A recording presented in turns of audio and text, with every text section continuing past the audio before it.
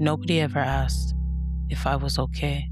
Not because they were cruel, not because they didn't care, but because, and I have spent a long time sitting with this, because capable people don't get asked. Strong people don't get asked. The woman who always has it together, who always answers the phone, who always shows up, she doesn't get asked. She is the asking. She is the resource. She is the one other people call when they need to be asked. I was that woman for a long time. The one you called at 2 a.m. The one who knew what to do in a crisis. The one who could hold your grief, your panic, and your mess and hand you back a plan. I was good at it. I was genuinely, remarkably good at it. And I was falling apart, slowly, quietly, in the spaces between everyone else's emergencies. In the car on the way home from being the strong one for someone else. In the shower where nobody could hear it. In the body, and we will talk about the body today in ways I didn't have words for until much later. Nobody asked. And because I played this role for so long, I had confused it with my personality. I never told anyone to ask. Today we are naming what that cost. All of it. The body cost, the relationship cost, the self cost. And we are talking about what happens when you finally, terrifyingly, begin to put it down. I'm Nika. This is Unapologetically Us. And if you are the strong one, if you have always been the strong one, this episode is specifically, personally, entirely for you. The strong one is not something most of us chose. I want to be clear about that because I think there's a version of this conversation that makes it sound like a personal failing, like we should have just not done it. Set the boundary earlier, said no sooner. But the role of the strong one gets assigned usually very early, and it gets assigned through a combination of circumstance and praise, and the particular silence of needs going unmet. Maybe you were one of the eldest. Maybe there was a parent who wasn't able to show up fully through illness or absence or their own unprocessed pain. And so someone had to. And you were there. You were capable. And the family system oriented around that capability without anyone deciding it consciously, it just happened. You became the one who handled things, the one who had to sacrifice herself for others to be good. Maybe you were praised for it. Maybe she's so mature. She's so responsible. And I don't know what I'd do without her. Were some of the most loving things you ever heard. And so you learned that this was how you were loved. Through your usefulness. Through your capability. Through the particular shape of yourself that made other people's lives easier. And maybe, and this is the one I want to sit with, maybe being capable was also protection. If you were the one who had things under control, you were less likely to be overwhelmed by things that were out of your control. If you were solving everyone else's crisis, you didn't have to feel your own. If you were needed, you couldn't be abandoned. Strength for a lot of us was just not a role. It was armor. In Caribbean families specifically, there is also a cultural dimension. The eldest daughter, the responsible one, the one who translates, who manages, who bridges between the old world and the new. between the family and the institutions, between what is needed and what is available. That is a particular weight, and it is handed to some of us before we are old enough to understand what we are agreeing to carry. The role gets assigned, and then it gets reinforced. Every time you show up, every time you handle it, every time you hold it together, the role gets more fixed, more you, more impossible to put down without it feeling like a betrayal of who you are. But here's what I want to name. The role was never you. It was something you learned to do in order to survive particular environments. It was adaptive, and it was intelligent, and it served real purposes. That is not the same as your identity. Even if it has been so long, you cannot tell the difference. There is a particular loneliness to being the strong one. I don't think it gets talked about enough because from the outside, it doesn't look lonely. From the outside, it looks like connection. All those people calling, all those relationships, all that need flowing in your direction. But need is not intimacy. Being needed is not the same as being known. When you are the strong one, people know the functional version of you, the capable version, the shows up with solution version. They don't know the version that is scared, that is confused, that is sitting in her car not ready to go inside yet, that is holding something heavy and has no idea what to do with it. Because you never showed them that version. Because you learned early that showing that version made people uncomfortable. Or worse, made them need you to reassure them about your vulnerability, which meant managing their feelings about your feelings, which was more exhausting than just not having the feelings in the first place. And so you became invisible inside your own capability, present everywhere for everyone, and somehow, somewhere, underneath it all, profoundly alone. Everyone's person, nobody's priority. I want to name what that does over time. Because it doesn't just feel bad, it shapes you. It shapes what you believe is available to you in a relationship. It shapes what you ask for, which is very little.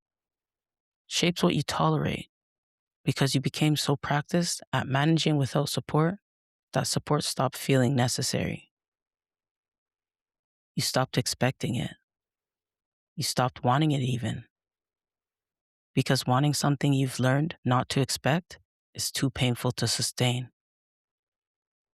And so you built a life that was full of people and empty of being truly held. You became excellent at giving and incapable of receiving.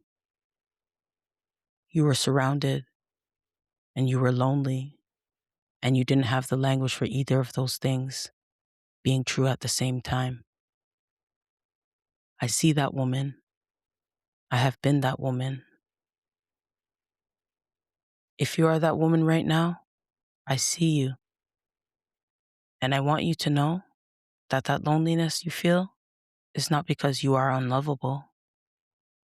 It is because you built a container for love that only had one door, and it only opened outward. I have to talk about the body, because I think when we talk about the cost of being the strong one, we talk a lot about the emotional cost, the relational cost. And both of those are real. But the body cost is the one that eventually makes the decision for you if you don't make it for yourself. The body keeps score. You may have heard that phrase. What it means in practice is this: everything you suppress, everything you push through, everything you carry without putting down, your body is logging it. In the tension you hold in your jaw, your shoulders, the base of your neck, in the exhaustion that sleep does not fix, in the immune system that starts failing, the infections that keep coming back, the inflammation, the chronic conditions that have no clean medical explanation, in the anxiety that sits on your chest like a stone even when there's nothing objectively wrong.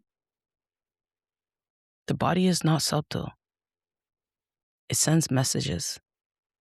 Small ones first: tension, headaches, disrupted sleep, digestive problems. And if the small messages are ignored because you are strong, because you push through, because there's always something more important to attend to than your own signals, it sends bigger ones. I'm not going to tell you my body specific invoice because I think that is a story for another day. But I will tell you that there was a point where it stopped asking and started demanding, where I did not have the option of pushing through anymore because the pushing had run out. And here's the cruel irony: the breaking point, when it comes, is often the first. It's often the first time the strong one gets seen. Because suddenly you need something. Suddenly you cannot handle it alone. Suddenly the function is unavailable. And some people, show up. And you lie there in whatever your breaking looks like. And you think, where were you? Where were you all the years I was managing? Why did I have to fall apart before I was allowed to be held? That anger is valid. Let yourself feel it. And also, don't wait for the breaking point.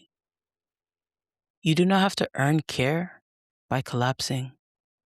You're allowed to ask for it before the walls come down. Here's what nobody tells you about stepping out of the strong one role. Some people will not come with you. When you have been the capable one, the available one, the one who manages and organizes and holds, some relationships were built entirely on that. The other person's comfort in the relationship was contingent on you staying in that shape. And when you change the shape, when you start saying no, when you start asking for things, when you start having needs that require tending, some people will not know what to do with that. Some will get uncomfortable. Some will get quietly resentful because on some levels, the arrangement suited them and your growth disrupts it. Some will simply drift. The calls will come less frequently. The intimacy will thin. And you will feel the loss of it, even though the relationship was never truly balanced. Even though you are always the one giving more. Loss is still loss. Grief doesn't require the thing that's gone to have been healthy. And then there are the family ones. The family relationships where your strength was structural, where the whole system was built around your capacity, where stepping back doesn't just affect one person, it ripples. And the pressure to step back in, to be who you were, to keep the peace, to hold it together just a little longer, that pressure can be enormous. I want to say something clearly about that. Their discomfort with your growth is not your responsibility to manage. You can love your family and still refuse to be their infrastructure. You can love the people who relied on you and still tell them gently but firmly that you are no longer available in that way. That is not abandonment. That is the beginning of a relationship that might actually be mutual. Here's the other thing, the thing that surprised me. When I started putting it down, when I started being less available, being more honest about what I couldn't carry anymore, some people rose. People I had underestimated, people who it turned out were capable of more than I had let them be because I was always doing it first. Your strength, as generous as it was, may have been preventing people from finding their own. That is not a guilt trip. It is just something worth sitting with. What I'm still figuring out is how to exist in relationships without my usefulness being the price of admission. That is a deep groove. Even now, in relationships where I am genuinely loved and seen and not required to perform capability, I still feel the pull to earn it, to justify my presence by being helpful, to contribute something useful so that my being there makes sense. I'm still learning to just be there, to be a person in a room who is not managing the room, to be a person in a relationship where my value is not contingent on what I provide. That sounds simple, right? It is one of the hardest things I have ever practiced. I am also still grieving some of the relationships that didn't survive the transition. Some of them I ended, some of them just faded when I stopped being who they needed me to be. And even knowing that those relationships were not what I thought they were, even knowing that a connection built entirely on my labor was never truly intimate, the loss is still real. I still miss versions of people that, if I'm honest, may have never existed. I miss the idea of what those relationships could have been if they had been equal. That grief doesn't have a clean resolution. I'm just learning to let it be there without it meaning I made a wrong choice. And I mean it as a genuine offering, not a challenge. I want you to let someone help you with something, one thing, something you normally handle alone, not because you have to, but because it's faster, easier, less complicated than explaining or delegating or trusting someone else to do it. Let them help. Don't manage how they do it. Don't redo it after they've done it. Don't thank them so extravagantly, it becomes about their comfort with giving rather than your practice of receiving. Just let it land. Let the help be the thing that happened to you, for you, without a transaction attached. Notice what comes up when you do. The discomfort, the itch to take it back, the feeling of owing something. That discomfort is not a sign you did it wrong. That discomfort is the strong one noticing the ground has shifted slightly beneath her feet. That is exactly what we are going for. You are allowed to be held. You always were. It just took this long for anyone to build the case clearly enough. Consider it built. That's episode 4 of Unapologetically Us. If you heard yourself in this episode, if you felt seen somewhere in it, please share it. There is a woman in your life who has been the strong one for so long, she has forgotten she is also allowed to be the one who needs. She needs this conversation. Send it to her. Come find me on YouTube, Spotify, and all other socials will be in the description. Tell me what it brought up. Tell me about the role you were assigned. Tell me about the cost. I'm here for all of it. Next week, boundaries feel rude until they save you. Because we have been talking about putting things down, and the next very logical question is, what do you do when people expect you to pick them back up? That is a boundary conversation. And it is going to be real. Until then, let someone carry something for you this week. Just once. Just something small. And notice what it feels like to not be the one holding everything for 5 minutes.